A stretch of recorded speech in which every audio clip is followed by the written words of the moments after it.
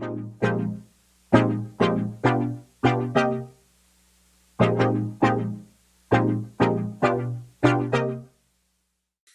everybody. Now we're going to talk about the theta. What is theta? What is it good for? Well, theta in the Greek options is a very, very important element that helps us to measure the sensitivity of the value of the derivative to the passage of time. In other words, theta is the amount of daily decay with options, in options. That means that it expresses as a negative number if you own an option. Now, remember that when you bought an option, and I insist on saying that you bought an option, that means that you bought an option, but you haven't bought it in the intrinsic value probably, because they're probably worth also the element of time value.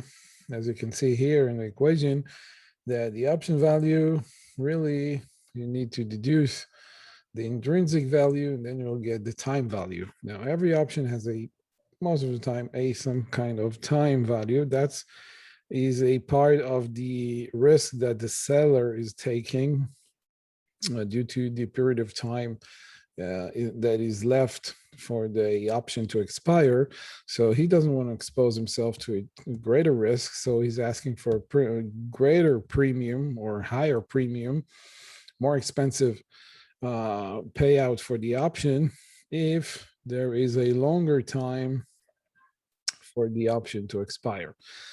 So in other words, if you're buying a option, and there is going to be a significant difference if you bought this option that's going to expire in 1 day or expire in 1 year.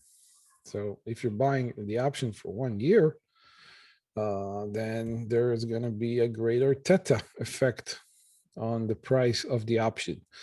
Now, in this diagram here, you can see the time decay on option that you have bought, and you can see that the time decay works at the beginning very, very slowly. You can see here that if there is 120 days till expiration, then the time decay will probably be in the range of 5%, something like that, in the option value.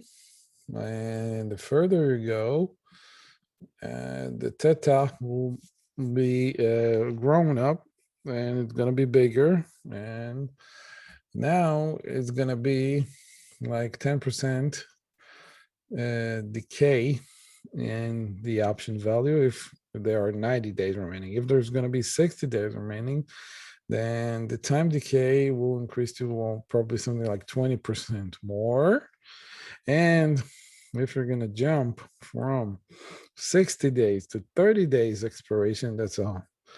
We're saying here the jump between 2 months and 1 month till expiration, then the time decay usually will be the greater, or be the greatest amount, and it can drop significantly, almost 70 to 60% in just 1 month. And then in the last few days, the theta is going to be at the greatest value.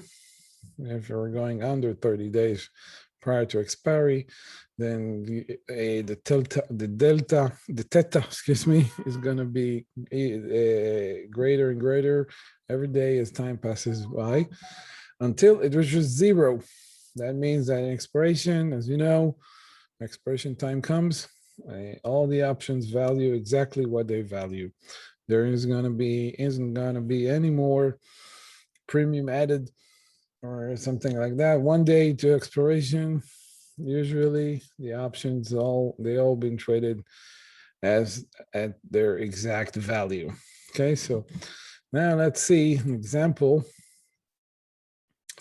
And also we're looking at the Apple stock, and we have 29 days. And I want to show you the theta effect. Here I've added the theta.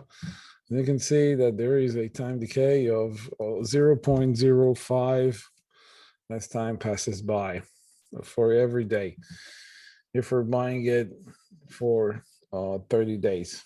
We're going to look at the risk profile and look at this section. And let's say we have bought call 123, 123 call for let's say 29 days from now. And I want you to look at this this place, the theta, and you're going to see that we're beginning at the month. The theta is pretty small. Let's say the stock is remaining at 123, and every day it passes by, you're going to see that the theta is increasing and increasing and increasing and increasing, and until it eventually, see the theta really strikes hard at the last day. It goes, when it rises, as time passes by. You see minus 18, minus 24, and that's it. Last day of trading of this option is going to lose its entire value, and it's going to be worth exactly what it's worth. So theta is very important for you when you're a buyer of the option, then the theta goes against you. If you're a seller of this option, of course, then in this case, the theta will come in favor for you.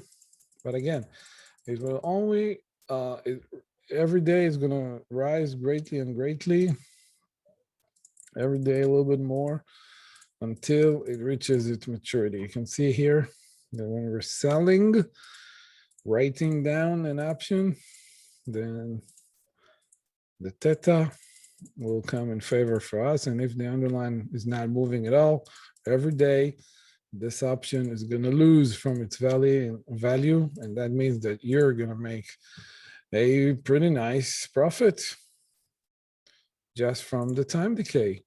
And what could be better, just sitting and doing nothing, and stock is not doing nothing, and you're just making money from writing options. So this is a good thing for the writer and a bad thing for the owner of it.